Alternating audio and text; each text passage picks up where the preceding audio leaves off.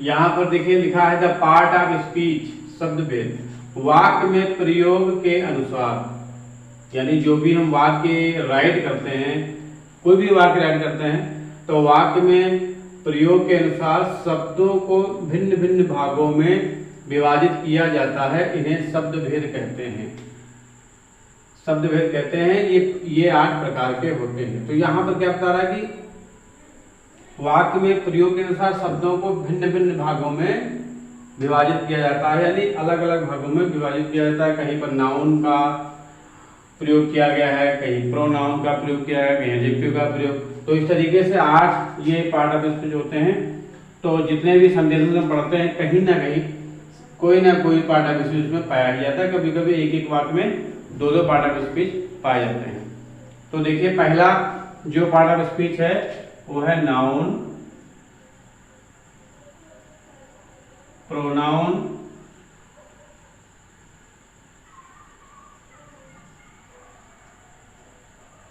Adjective,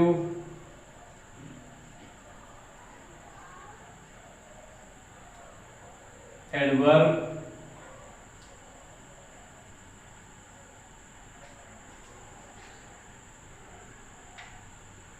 verb, conjunction,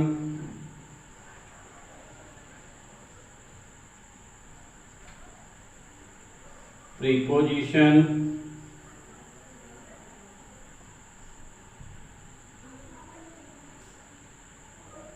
और interjection.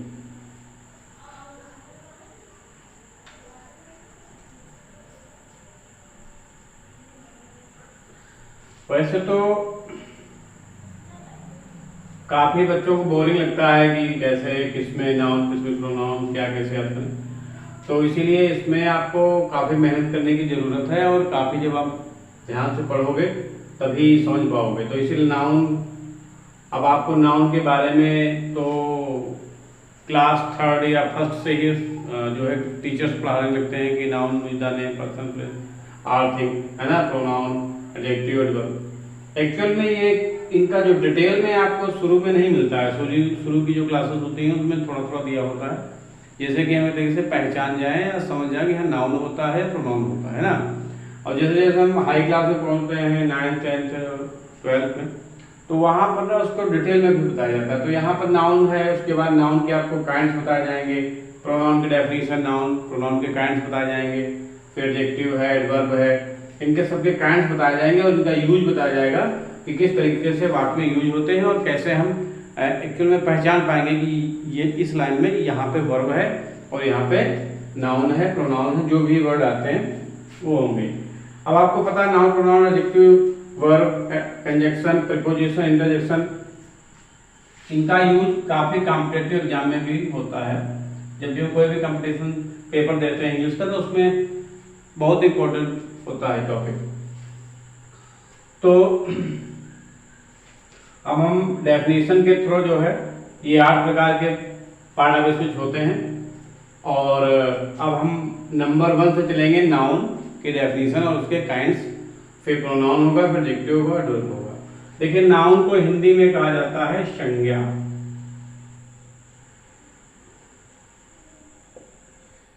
Pronoun को सभी बच्चे जानते हैं, सर्वनाम।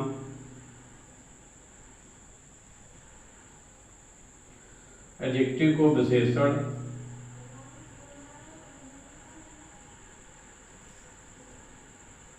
क्रिया विशेषण।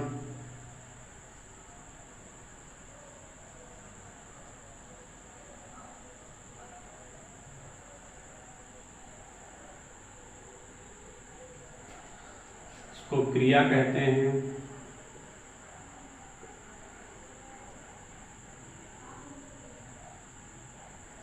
हिंदी में संयोजक कहा जाता है, प्रीपोजिशन को संबंधवाचक और इंटरजेक्शन को विस्मय सूचक। अब थोड़ा सा एक बार और समझ लेते हैं।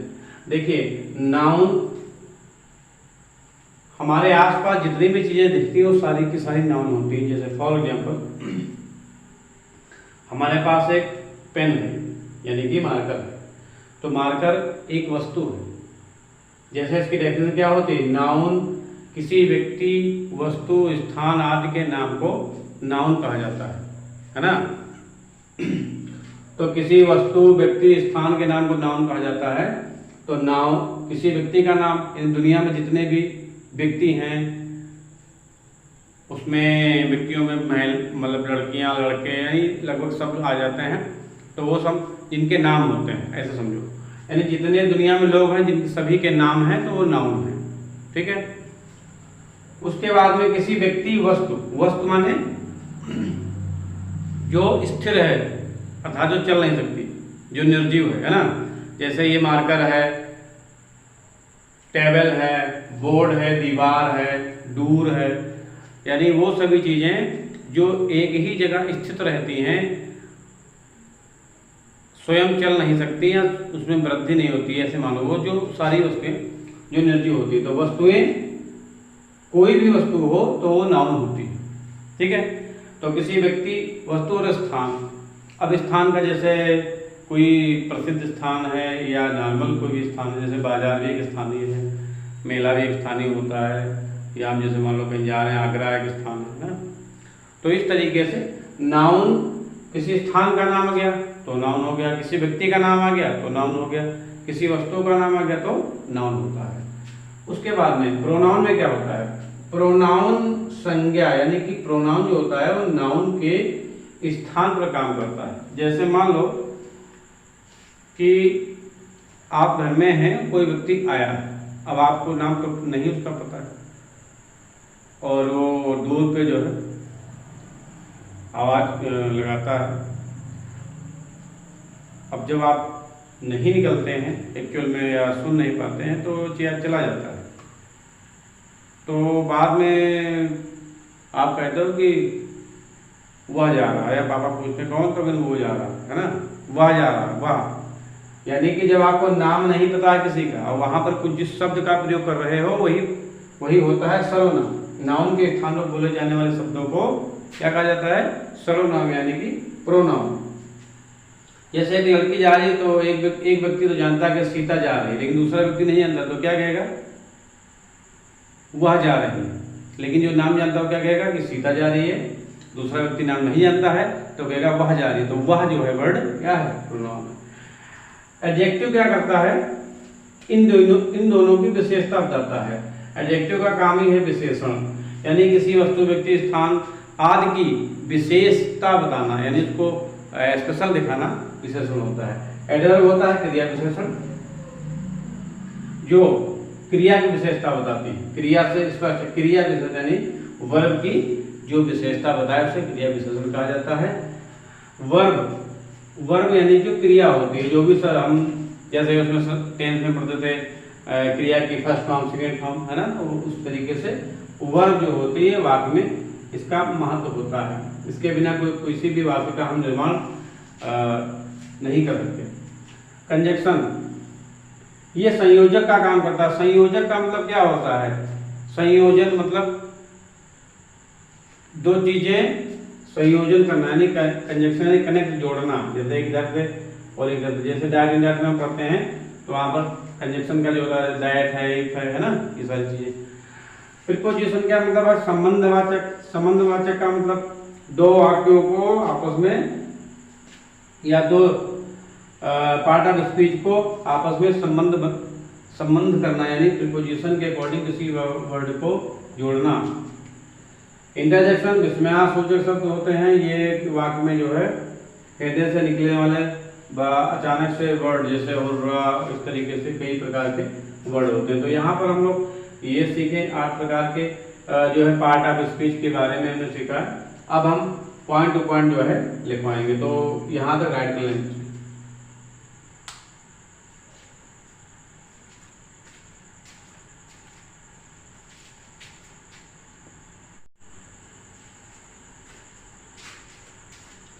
तो यहाँ पर द पार्ट ऑफ स्पीच का पहला भाग है नाउन, यानी कि संज्ञा। तो नाउन की डेफिनेशन क्या होती है? A noun is a word used as the name of a person, place or thing. Person यानी कि व्यक्ति, प्लेस अर्थात स्थान, थिंग्स अर्थात वस्तु। यानी व्यक्ति, स्थान और वस्तु के नाम को नाउन कहा जाता है। तो आप यहाँ पर देखिए पहला वाक्य, Ashok was a great king. अब यहाँ पर देखिए अशोक एक व्यक्ति का नाम है और ग्रेट किंग, किंग माने राजा, है ना। तो यहाँ पर किंग और अशोक ये दोनों क्या हैं, नाउन है, क्योंकि किसी व्यक्ति का नाम है। और यहाँ एक किंग, किंग माने राजा, यानी कॉमन नाउन आ गया यहाँ पर। तो यहाँ पर दो नाउन, दो वर्ड जो है नाउन में आएंगे। इसी प्रकार से दूसरा है Delhi is a big city. अब दिल्ली एक स्थान है, तो Delhi is a big city, Delhi जो है बहुत यानी कि बड़ा शहर है। तो यहाँ पर दिल्ली क्या है, नाउन है। गोल्ड इज येलो, सोना पीला है, तो गोल्ड इज येलो। तो यहाँ पर गोल्ड क्या है, एक मेटल है, धातु है, यानी कि मटेरियल नाउन में आता है, ठीक है, ये भी नाउन है। The sun is very hot, the sun is very hot, सूरज है बहुत गर्म, है ना। तो यहाँ पर जो है इसमें भी जो है इस तरीके से सब में अलग अलग जो है नाउन का यूज हुआ है। तो नाउन के बारे में और डिटेल में हम आगे इस नाउन के सारे भागों के बारे में सीखेंगे, तब पता चलेगा। तो अभी तक इतना समझो कि नाउन किसी व्यक्ति, वस्तु या स्थान के नाम को नाउन कहा जाता है। अब हम आगे सीखते हैं प्रोनाउन।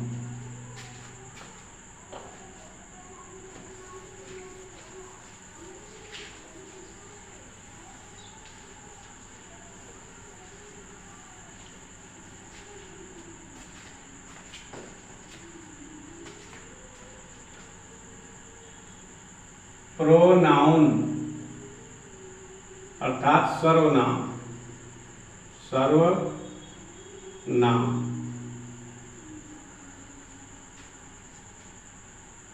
तो इसकी साधारण परिभाषा है संज्ञा के स्थान पर, संज्ञा के स्थान पर, अर्थात जब संज्ञा न हो, संज्ञा के स्थान पर प्रयोग किए जाने वाले शब्दों को प्रोनाउन अर्थात सर्वनाम कहा जाता है, सर्वनाम कहा जाता है। संज्ञा के स्थान पर प्रयोग किए जाने वाले शब्दों को प्रोनाउन यानी सर्वनाम कहा जाता है। तो देखिए थोड़ा सा यहाँ पे समझते हैं। सीता पढ़ रही है, ठीक है। तो सीता किसी का नाम है तो उसमें तो नाउन होगा, लेकिन अब इसके स्थान पर, संज्ञा के स्थान पर प्रयोग किए जाने वाले शब्दों को प्रोनाउन सर्वनाम कहा जाता है। तो अब यहाँ पर प्रयोग कैसे करेंगे? सीता पढ़ रही है, तो सीता का नाम हमें नहीं पता है, तो हम क्या कहेंगे? वह पढ़ रही है, वह पढ़ रही है अर्थात लड़की है। तो उसके लिए आप अंग्रेजी में जब इसका टेंस करेंगे तो यहाँ पर क्या आएगा? सी इज रीडिंग, है ना। तो सी क्या है? एक सर्वनाम है यानी प्रोनाउन है, और हिंदी में वह सर्वनाम है। तो यहाँ पर आपने देखा कि सीता के स्थान पर जो है आपका वह का यूज किया गया, वह पढ़ रही है, और अंग्रेजी में सी हो गया, सी इज रीडिंग, है ना।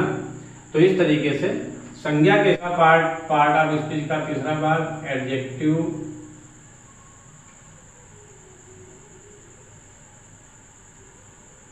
यानी विशेषण। किसी भी नाउन या प्रोनाउन की विशेषता बताना, अच्छा बुरा, ऊंचा नीचा लंबा ठंडा कठोर, है ना, इस तरीके से उसकी विशेषता बताना। तो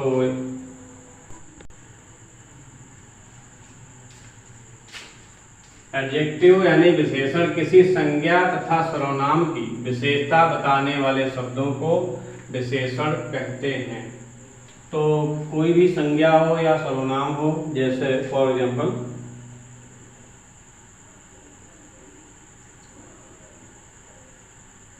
सीमा is a clever girl,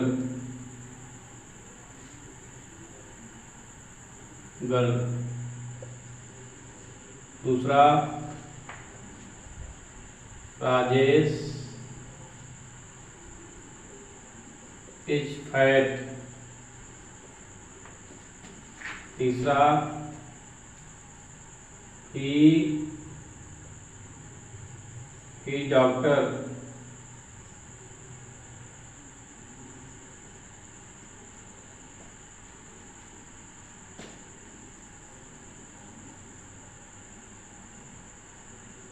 he is a teacher।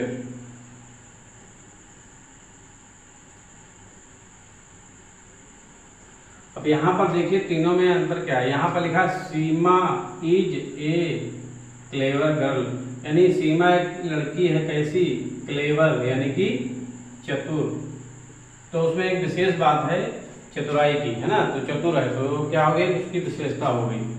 अब यहाँ पर वो मतलब इंटेलिजेंट भी हो सकती है ना, और भी कई क्वालिटी हो सकती है। राजेश इज फैट, राजेश है क्या है, तो नाउन है, लेकिन है कैसा, मोटा है।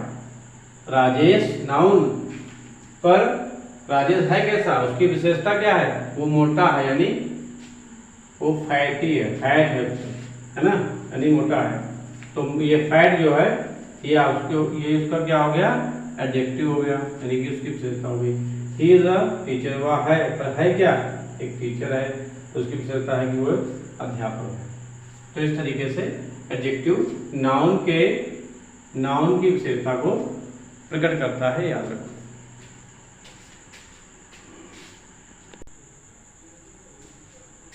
अब अगला जो चौथा पार्ट है इसका,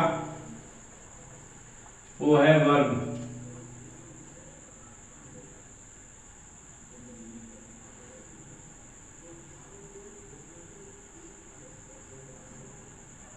यानी कि क्रिया।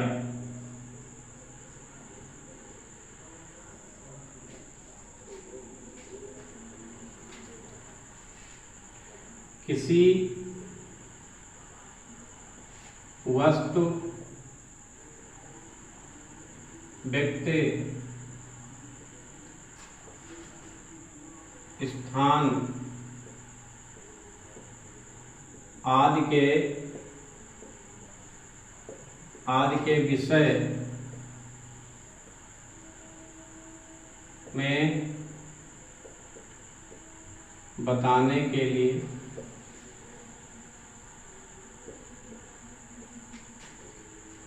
जिन शब्दों का प्रयोग करते हैं, बताने के लिए क्रिया का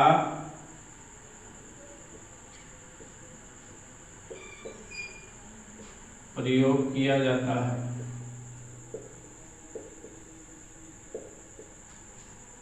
किसी वस्तु, व्यक्ति, स्थान आदि के विषय में बताने के लिए क्रिया का प्रयोग किया जाता है, उसी को वर्ब कहते हैं।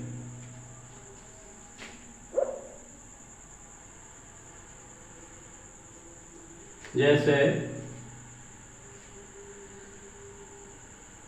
दिस इज ए चेयर, ये पहला हो गया। अब इसमें वर्ब कहाँ है, अब इस चेयर को बताने के लिए हमें वर्ब का यूज करना पड़ा। दिस चेयर, तो ऐसे तो दिस चेयर हो गई या कुर्सी, लेकिन दिस इज ए चेयर, यह एक कुर्सी है, तो यानी कि कुर्सी को बताने के लिए, यानी वस्तु को बताने के लिए हमें इज का प्रयोग करना पड़ा। तो इज क्या है, ये वर्ब है। इसी तरीके से दूसरा एग्जाम्पल लीजिए,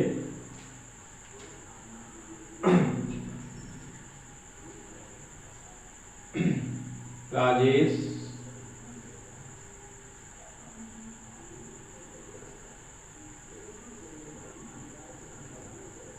was a टेलर, ठीक है, टेलर यानी राजेश क्या है, एक दर्जी, एक दर्जी।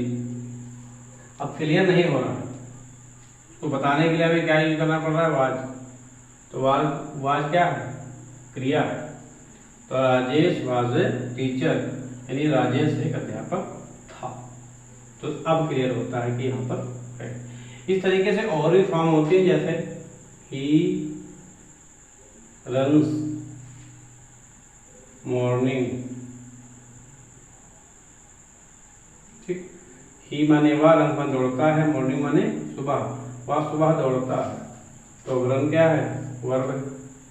इस तरीके से बहुत सी वर्ब होते हैं। वर्ब जो है 4 टाइप की होती है। तो अभी हम लोग नहीं, वहां पर नहीं जा रहे, पर अभी आपको वर्ब बताना है। वर्ब के काइंड्स नेक्स्ट वीडियो में मिलेंगे। अभी पार्ट ऑफ स्पीच के सभी भागों के बारे में आपको सीखना है।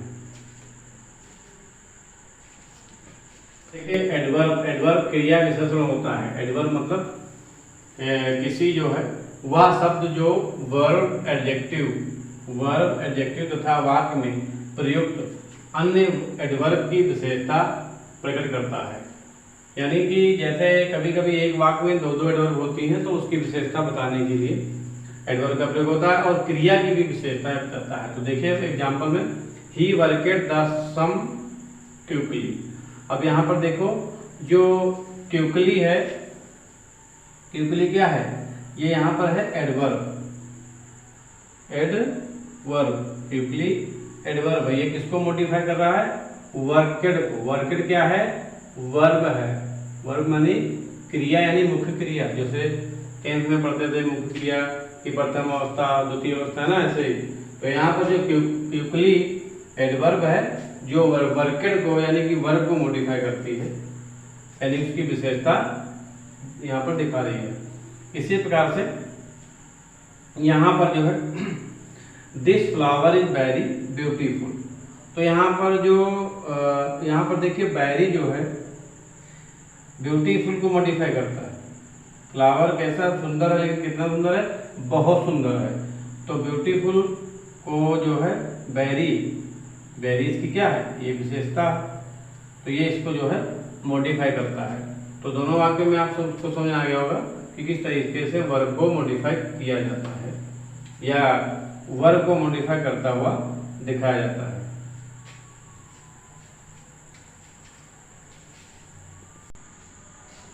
इसमें 6 पार्ट में हमने आप देखिए प्रीपोजिशन यानी संबंध सूचक शब्द क्या होते हैं। वह शब्द है जो किसी नाउन या प्रोनाउन के साथ प्रयोग में आकर उस नाउन या प्रोनाउन द्वारा सूचित व्यक्ति, वस्तु या स्थान का संबंध अन्य किसी नाउन या प्रोनाउन से प्रदर्शित करता है, उसे प्रीपोजिशन यानी कि संबंधवाचक, संबंध सूचक शब्द कहा जाता है।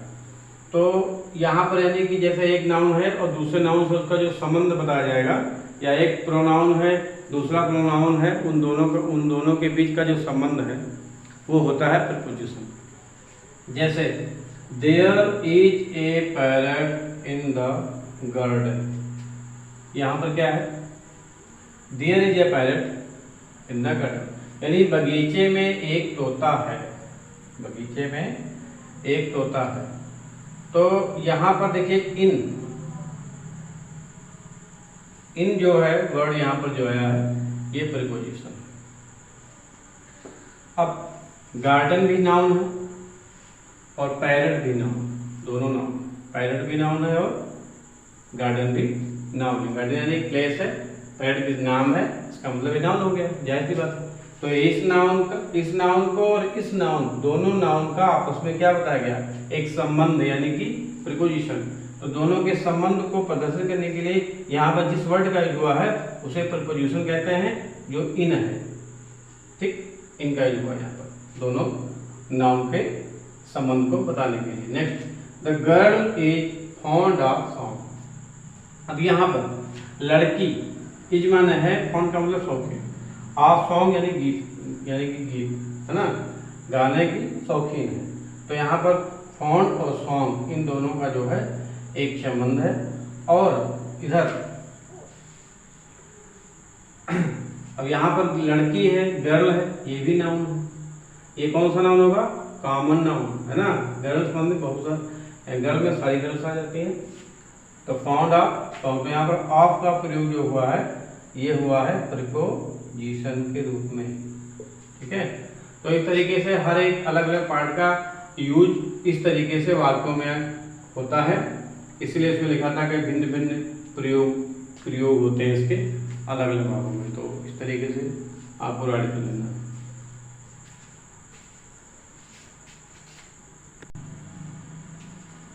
तो इसके 7 और 8 पार्ट जो हैं, इसमें जो 7 पार्ट में है कंजक्शन यानी संयोजक। ये क्या होता है? वह शब्द है जो शब्दों या वाक्यों को जोड़ता है। यानी शब्दों को हम जोड़ सकते हैं या दो वाक्यों को जोड़ सकते हैं, है ना। तो देखिए, Ram and Mohan are friend. तो राम और मोहन दोनों को किस वर्ड से जोड़ा गया? एंड से। तो एंड यहाँ पर क्या है? कंजक्शन है, एंड। सेकेंड वाला 2 and 2 मेक 4, यानी 2 2 4 होते हैं। तो यहाँ पर एंड यहाँ पर भी लगा हुआ है, तो ये भी क्या है? कंजक्शन है। एक और होता है इफ। इफ माने यदि, है ना। तो इफ भी कंजक्शन का वर्क करता है। डायरेक्ट से इनडायरेक्ट में आप लोगों ने पढ़ा होगा। और एक कंजक्शन होता है क्या? दैट। दैट का भी हम यूज करते हैं दो वाक्यों को जोड़ने के लिए। अगला है इंटरजेक्शन यानी विस्मय सूचक शब्द। वह शब्द जो अचानक हृदय से निकलने वाले उद्गारों को प्रकट करता है। हृदय से निकलने वाले अचानक से, जैसे कोई व्यक्ति बैठा जहाँ से डर जाता है, अचानक से हंसने लगता है। जैसे यहाँ पे हुर्रा बियॉन्ड द मैच, जैसे मैच के लिए जीत गए तो हम लोग हुर्रा करने के लिए इंजॉय होता है, इंजॉय इसमें आता है। अलास इज डेड, जैसे जब कोई व्यक्ति मर जाता है तो दुख होता है ना, अचानक से। तो इस तरीके से ये वर्ड जो होते हैं ये आप काफी पढ़ भी चुके हैं और हर सभी में बताया भी जाता है। तो इस तरीके से पार्ट ऑफ स्पीच आप डिटेल में पढ़ चुके हैं। और इसके अलग अलग जो पार्ट हैं वो बताए जाएंगे। जैसे नाउन है तो नाउन का आपको नाउन की डेफिनेशन, उसके पूरे नाउन के काइंड्स, उसका अलग से वीडियो बनाया जाएगा। प्रोनाउन का अलग से बनाया जाएगा, एडजेक्टिव का अलग से, सभी के अलग अलग पार्ट मिलेंगे। Thank you for watching.